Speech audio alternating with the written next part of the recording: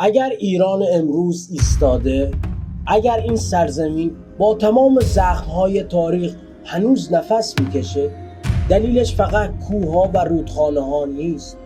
دلیلش مردانیه که برخلاف جریان تاریخ ایستادن، مردانی که بعضی‌هاشون با شمشیر، بعضی‌ها با اندیشه و بعضی‌ها با فریاد در برابر ظلم ایران را ساختند.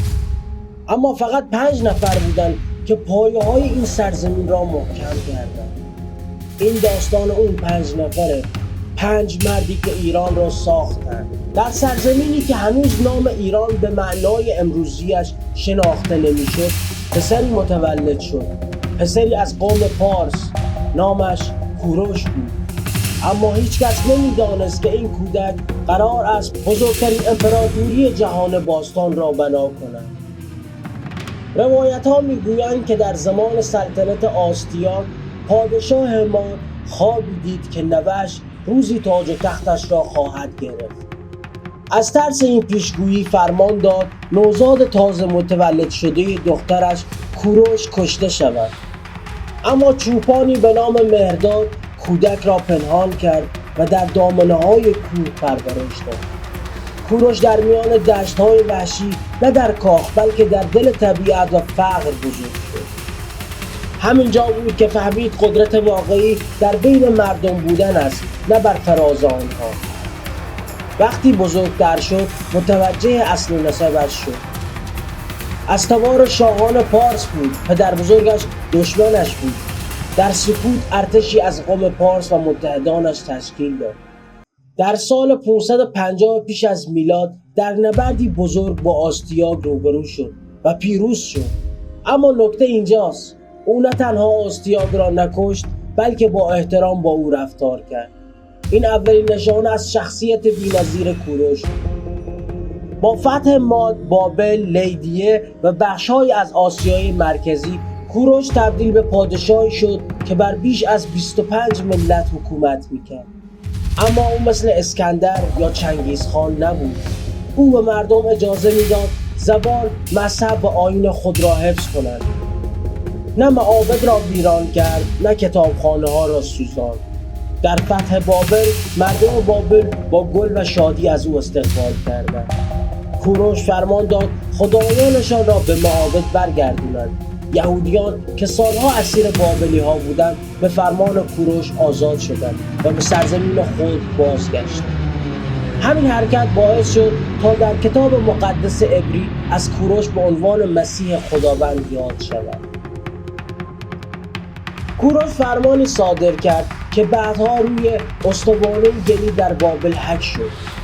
در این فرمان از آزادی مذهب، عدم بردهداری و احترام به فرهنگ‌ها و سخن‌ها گفته شد. این منشور امروز به عنوان نخستین سند حقوق بشر در جهان شناخته می‌شود.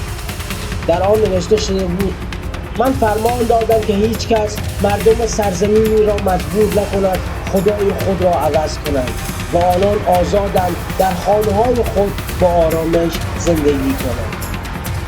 مرگ کوروش در حاله از ابهام است. برخی منابع میگویند در نبردی با قوم شرقی کشته شد.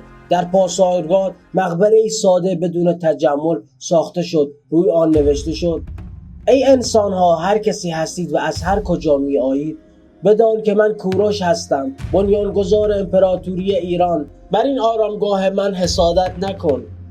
او نه تنها امپراتوری ساخت بلکه الگویی شد برای همه پادشاهان بعد از خودش. حتی اسکندر مقدونی وقتی به آرامگاه کوروش رسید ایستاد و گریست.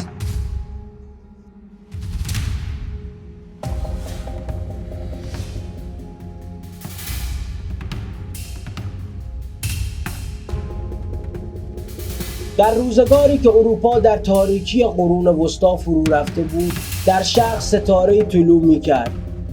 مردی که جهان را به زبان منطق آشنا کرد.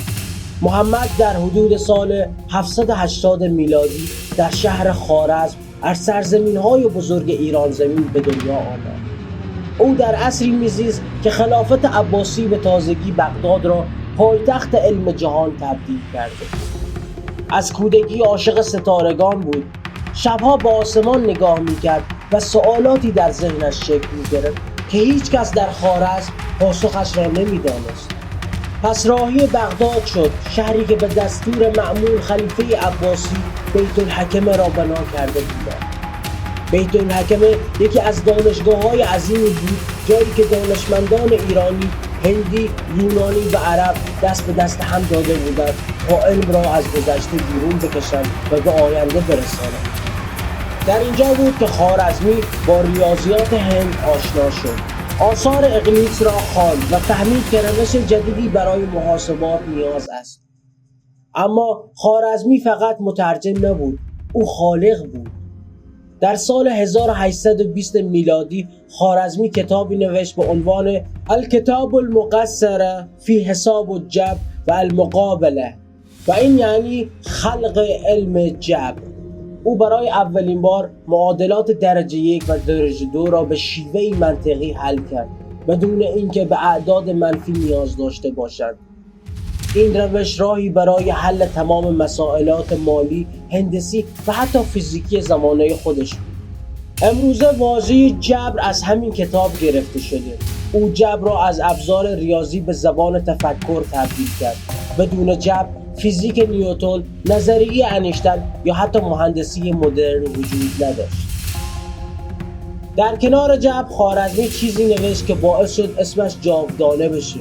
او برای محاسبات عددی روش‌هایی تعریف کرد که بعدها اروپایی‌ها به آن گفتند الگوریتم، یعنی روش خوارزمی. امروز هر تلفن هوشمند، هوش مصنوعی، موتور جستجو یا شبکه‌های اجتماعی با الگوریتم‌ها کار می‌کنند و همشون نواده ذهن درخشان خوارزمی هست. خوارزمی هیچ وقت به دنبال شهرت نبود. آثارش را با فروتنی منتشر کرد. اما اروپایی‌ها قرن‌ها بعد کتاب‌های او را ترجمه کردند و وسیله آن تمدن غرب را از تاریکی خارج کردند و حتی واژه الگوریتم در لغتنامه‌ها ریشه‌اش به خوارزمی برمی‌گردد.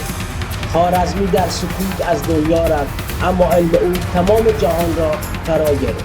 اگه بخوای فقط یک مرد در تاریخ مدرن ایران پیدا کنی که همزمان با فساد جنگید، علم را زنده کرد و مردم را از خواب بیدار کرد، او فقط یک نفر است. او فقط امیرکبیره. میرزا تقی خان در خانواده فقیر در حوالی فراهان به دنیا آمد. پدرش آشپز یکی از درباریان بود، اما تقی خان باهوش بود. فهمید که باید از لای دیوارهای دربار راهی برای بالا رفتن پیدا کند. در خدمت مقام فراهانی یکی از روشنفکرترین رجل‌های زمانه قاجار قرار گرفت و کم کم رشد کرد. در مأموریت‌های خارجی سیاست یاد گرفت. با غرب آشنا شد.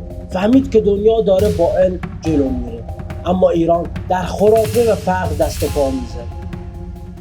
وقتی ناصرالدین شاه جوان به سلطنت رسید، امیرکبیر شد صدر اعظمش، اما نه یک وزیر تشریفاتی. او مثل طوفان وارد شد. اولین کارش مبارزه با فساد درباری، اشراف، رشوه‌گیری‌ها، ملاهای فاسد و شاهزادگان مفتخور را کنار زد. نظام مالیاتی کشور را اصلاح کرد، حقوق سرباز و کارگر را منظم کرد. او از دل ایران را نجات می‌داد، نه با چاپ پول یا وام‌های خارجی، بلکه با ساماندهی واقعی. امیر فهمیده بود بدون دانش هیچ اصلاحی ممکن نیست. پس مدرسه ای ساخت که هیچ وقت تا اون زمان در ایران نبود، دارالفنون. در این مدرسه برای اولین بار علم جدیدی مثل مهندسی، پزشکی، شیمی و فیزیک به زبان فارسی تدریس می‌شد. استادانی از اتریش، فرانسه و روسیه دعوت شدند. او می‌خواست نسل بعدی ایرانی‌ها مهندس و دکتر و متفکر باشند، نه نوکر دربار. امیرکبیر فقط وزیر نبود، بلکه ذهنی رسانه‌ای داشت. او روزنامه وقای اتفاقیه را تأسیس کرد تا مردم ایران بدونن در دنیا چه می‌گذرد. برای اولین بار در تاریخ اخبار سیاسی، علمی و فرهنگی به زبان ساده منتشر شد. همزمان با خرافه‌گری، تعصب، دروغ پراکنی و دکانداری مذهبی مبارزه کرد. با روحانیانی که مردم را به جهل دعوت می‌کردند بی پرده در افتاد. اما همه این اصلاحات دشمن می‌تراشت. شاهزادگان از حذف راند می‌ترسیدند. درباریان از سختگیری او شاکی بودند. روحانیون ناراضی بودند که دیگر نمیتوانستند فتوای دروغ بدهند. و بدتر از همه ناصرالدین شاه که روزی امیر را مثل پدرش دوست داشت فریب درباریان را خورد. در نهایت با یک فرمان امیرکبیر به کاشان تبعید شد و مدتی بعد در حمام فیل کاشان با تیغ کشته شد. اما با مرگش ایران مردی را از دست داد که اگر میماند مسیر تاریخ ایران را به کلی تغییر میداد. روی سنگ قبرش میتوانست نوشته شود مردی که خواست ایران را بیدار کند اما ایران خفته خواب مرگ او را دید. رضا شاه در سال 1256 خورشیدی در روستای آلاش از توابع مازندران به دنیا آمد. پدرش سربازی بود ساده و خودش هم در کودکی یتیم شد. رضا به تهران آمد و به زودی به قزاقخانه پیوست. در روزگاری که قزاق‌ها نماد انضباط قدرت و بیرحمی بودند، رضاخان برق میزد. قد بلند، جسور، فرمانپذیر، مردی که به هیچ کس جز فرماندهی و هدفش وفادار نبود. در سال 1299 شمسی ایران تحت سلطه بیکفایتی قاجار، اشغال متفقین و آشوب خانها و جدایی طلبها بود. رضاخان به همراه سید ضیاءالدین طباطبایی با یک کودتای برق‌آسا تهران را تصرف کرد و همونجا ایران دیگه به عقب برنگشت. رضاخان اول وزیر جنگ شد، بعد نخست وزیر و در نهایت در سال 1304 با رأی مجلس به پادشاه ایران تبدیل شد. قاجار رفت و پهلوی آمد، اما رضا شاه فقط برای تاج و تخت نیامده بود، آمده بود برای ساختن. حالا ایران یک پادشاه داشت، اما نه شبیه قاجار. رضا شاه شب نمیخوابید، دستور پشت دستور.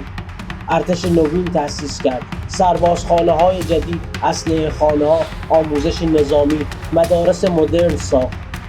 دارالمؤمنین، دارالفنون جدید، دانشگاه تهران، نظام حقوقی تازه آورد، دیوان عدالت، ثبت اسناد، قوانین مدنی.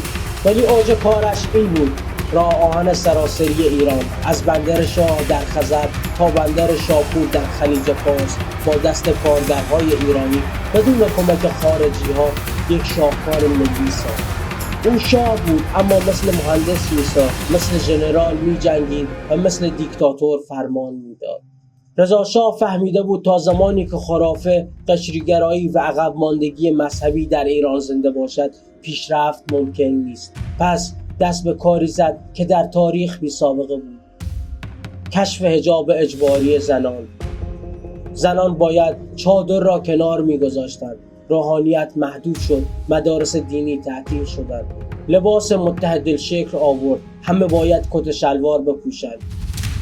ایران سنتی در حال مدرن شدن بود، اما بازو بود. اما رضا شاه دشمن زیاد داشت. در داخل ناراضی‌ها، ملاها، فودال‌ها، در خارج انگلیسی‌ها که می‌دیدند رضا شاه با آلمان‌ها نزدیک میشه و سیاستی بی‌طرف گرفته.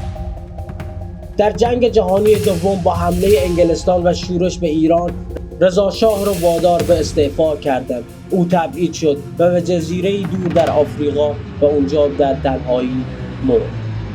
اما میراثش باقی موند: زنی که پزشک شد، مردی که مهندس شد، دهقانی که سند زمین گرفت، قطاری که ایران رو به هم وصل کرد. همه اثر اون مرد بودن.